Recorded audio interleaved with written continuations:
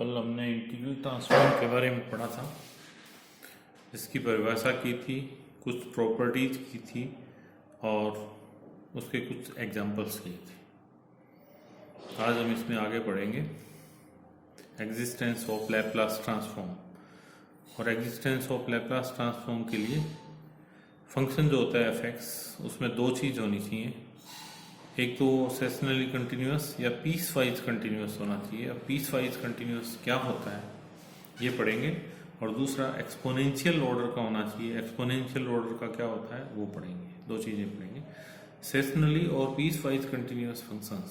A function f x defined on interval AB is said to be seasonally or piecewise continuous in a closed interval AB if the interval AB can be subdivided into a finite number of subintervals such that in each of which the function is continuous and has finite and right and left hand limits।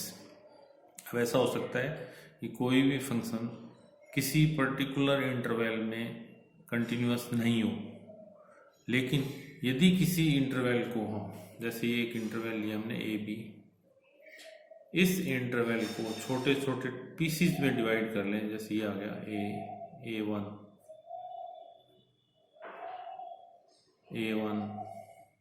B1 और इस तरह से ये चलता रहेगा। और यहाँ पे आ जाएगा इसमें AN और B। यदि कोई फंक्शन इस इंटरवल में कंटिन्यूस नहीं हो, लेकिन इसमें कंटिन्यूस हो, इसमें कंटिन्यूस हो और इसमें कंटिन्यूस हो, तो उसको हम कहते हैं कि ये पीस वाइज कंटिन्यूस है। जैसे एक एग्जांपल लिया हमने कि f x is equal to 1/x-1। अब इसको देखना है कि इंटरवल 0 to 2 में कंटिन्यूस है या नहीं है। जैसे ही हम इसमें x इज इक्वल टू 1 रखते हैं तो f x is equal to infinity आ जाता है।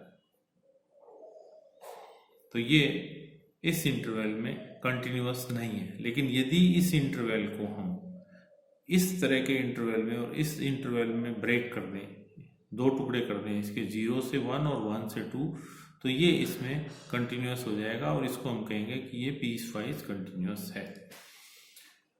तो कोई भी फंक्शन जो ए बी इंटरवल पे डिफाइंड हो, a function f x is defined on the interval a b is said to be sectionally और piecewise continuous in a closed interval AB if the interval AB can be subdivided into a finite number of subintervals। सब intervals में से कर लेते हैं इसको, और प्रत्येक सब इंटरवल में ये कंटिन्यूस हो तो इसको हम कहते हैं कि ये पीस वाइज कंटिन्यूस फंक्शन है।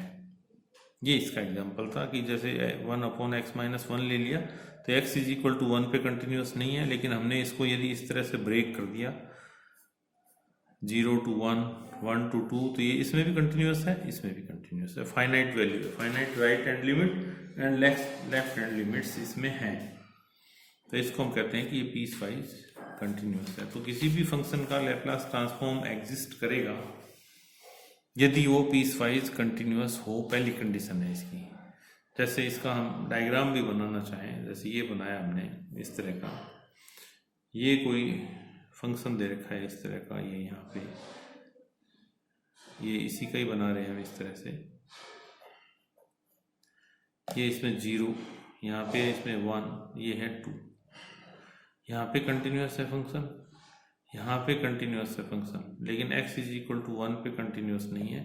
ये 0 से 1 पे कंटिन्यूस है और 1 से 2 पे कंटिन्यूस है। ये जिसको हम कहते हैं पीस वाइज कंटिन्यूस। सेकंड हम लेते हैं इसमें फंक्शन ऑफ एक्सपोनेंशियल ऑर्डर। ये क्या होता है कि देखिए function f x is said to be of exponential order alpha as x tends to infinity if limit x tends to infinity e raise to power minus alpha x f x is a finite quantity. यदि इसकी limit निकालें हम तो ये एक finite quantity आती हो तो हम कह देते हैं कि ये एक्सपोनेंशियल ऑर्डर अल्फा का है ये फंक्शन। इसके लिए क्या करते हैं कि limit x tends to infinity e raise to power minus alpha x f x एक फाइनाइट क्वांटिटी आनी चाहिए for a given value of alpha. There exist a real number m। या ये भी हो सकता है there exist a real number m such that e⁻⁻⁴x f(x) इसकी एब्सोल्यूट वैल्यू लें तो ये m से कम होनी चाहिए, where m is a real number for all x is greater than x0 है, greater than equal to x0, या absolute value of fx is less than m e⁻⁴x for all x is greater than equal to x0, or it is written as fx is equal to order of e⁻⁴x as x tends to infinity। तो ये एक finite quantity आ जाए जो हमने पहले लिया था कि limit x tends to infinity e⁻⁻⁴x fx, ये एक फाइनाइट क्वांटिटी आ जाए, या इसकी वैल्यू m से कम हो, या इस तरह का हो, तो इसको हम कहते हैं कि ये फंक्शन ऑफ एक्सपोनेंशियल ऑर्डर है। अब इसके एक्सपोनेंशियल ऑर्डर का एक दो एग्जांपल करते हैं। So that fx is equal to x² is of exponential order. इसके लिए हम क्या करेंगे, ये डेफिनेशन लगाए कि limit x tends to infinity e⁻⁻⁴x fx, ये एक फाइनाइट क्वांटिटी आनी चाहिए, इसको हम कैलकुलेट करते हैं। यहाँ पे fx का मान है x², तो ये जगह limit x tends to infinity e⁻⁻⁴x fx, या limit x tends to infinity e⁻⁻⁴x x², इसको नीचे ले जाएं, लिमिट निकालेंगे तो ये भी इन्फिनिटी आ रहा है, ये भी इन्फिनिटी आ रहा है, infinity upon infinity, applying L Hospital rule, ये इनडिटरमिनेट फॉर्म है, एल हॉस्पिटल रूल लगाएंगे, इसका डिफरेंशिएशन करें 2x और इसका डिफरेंशिएशन करें अल्फा e⁻⁴x, फिर लिमिट रखेंगे तो ये भी अभी भी इनडिटरमिनेट फॉर्म है, इन्फिनिटी अपॉन इन्फिनिटी, फिर एल हॉस्पिटल रूल लगाएंगे, limit x tends to infinity 2/α² e⁻⁴x, अब इसमें x टेंड्स टू इन्फिनिटी रखते हैं तो ये आता है 0 which is a finite quantity, therefore fx is of exponential order, therefore fx is of N exponential order. तो इसको निकालने के लिए ये चीजें हम कैलकुलेट करते हैं, इसमें आगे चलें। इसमें फिर दूसरा एग्जांपल लिया हमने कि so that fx is equal to x⁻n is of exponential order, इसको फिर वही लिमिट, वही डेफिनेशन लगाते हैं कि limit x tends to infinity और e⁻⁻⁴x fx एज, इसको कैलकुलेट करते हैं और ये एक फाइनाइट क्वांटिटी आनी चाहिए, तो ये हो जाएगा x/n e⁻⁴x, ये फिर वापस इनडिटरमिनेट फॉर्म है, लिमिट रखते हैं तो इन्फिनिटी बाई इन्फिनिटी, इसमें फिर एल हॉस्पिटल रूल लगाते हैं और दोनों का डिफरेंशिएशन करते हैं, और ये n टाइम्स तक चलता रहेगा क्योंकि इसके n टाइम्स तक जो आ रहा है वो वैल्यू यही आ रही है, इन्फिनिटी बाई इन्फिनिटी, तो ये आ जाएगा n(x(n-1) e⁻⁴x, इसको n टाइम्स डिफरेंशिएट करेंगे तो आ जाएगा 3 to 1 α(n) e⁻⁴x, अब लिमिट रखेंगे तो आ गया एक फाइनाइट क्वांटिटी 0, एक फाइनाइट क्वांटिटी आ गई इसमें 0, तो ये एक्सपोनेंशियल ऑर्डर का है। अब इसमें आगे देखिए, इसमें एक एग्जांपल और लिया हमने, so that fx is equal to e⁻⁻x³ is not of exponential order, इसके लिए भी वही डेफिनेशन लगाएंगे, e⁻⁴x limit x tends to infinity e⁻⁻⁴x fx, और इसको हम कैलकुलेट करेंगे, ये एक फाइनाइट क्वांटिटी आनी चाहिए। fx की जगह e⁻⁻x³,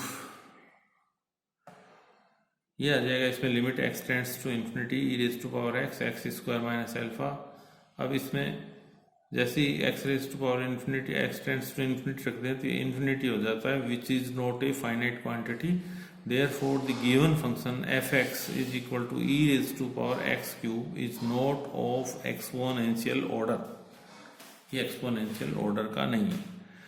तो एक फंक्शन लिया हमने fx, अब यदि वो पहला इसमें है कि पीस वाइज कंटिन्यूस हो, सेकंड एक्सपोनेंशियल ऑर्डर का हो, यदि किसी फंक्शन दोनों प्रॉपर्टी सेटिस्फाई करता हो तो उसको हम कहते हैं function of class A. This is called function of class A. A function f(x) is said to be of class A if it is piecewise continuous in every finite interval for x is greater than equal to 0। ये 0 से infinity होता है उसके लिए, क्योंकि Laplace transform का जो range होती है वो होती है 0 टू इन्फिनिटी। तो therefore x is always greater than equal to 0, 0 और 0 से बड़ा। Second, it is of exponential order alpha as x tends to infinity. ये प्रॉपर्टी लगाएंगे इसमें। तो ये दोनों प्रॉपर्टीज को सेटिस्फाई करता हो तो उसको हम कहते हैं कि ये फंक्शन ऑफ क्लास ए। और लैप्लास के लिए ये जरूरी है कि जिसके भी लैप्लास ट्रांसफॉर्म हम निकालें वो फंक्शन ऑफ क्लास ए होना चाहिए। फिर आता है इसमें इंपॉर्टेंट कि existence of Laplace transform. If function f(x) is a function of class A, that is, it is piecewise continuous for x is greater than equal to 0 and of exponential order alpha as x tends to infinity, then the Laplace transform of f(x) exists for all p greater than alpha। ये कई बार इसमें ये पूछ लेता है state and prove existence theorem for Laplace transform. ये आपको statement देना पड़ेगा कि if f(x) is a function of class A, function of class A means it is piecewise continuous and it is of exponential order alpha as x tends to infinity, then Laplace transform of f(x) exists for all p greater than alpha, that is fp exists for p greater than alpha। f(x) का Laplace transform लें, definition लगाई हमने 0 to infinity e raised to power minus px f(x) dx। अब इसको हमने 0 to infinity को हमने कर दिया 0 to x0 and x0 to infinity। दो में डिवाइड कर दिया इसको, ये आ जाएगा f(x) is equal to 0 to infinity e raised to power minus px f(x) dx 0 to x0 plus x0 to infinity e raised to power minus px f(x) dx।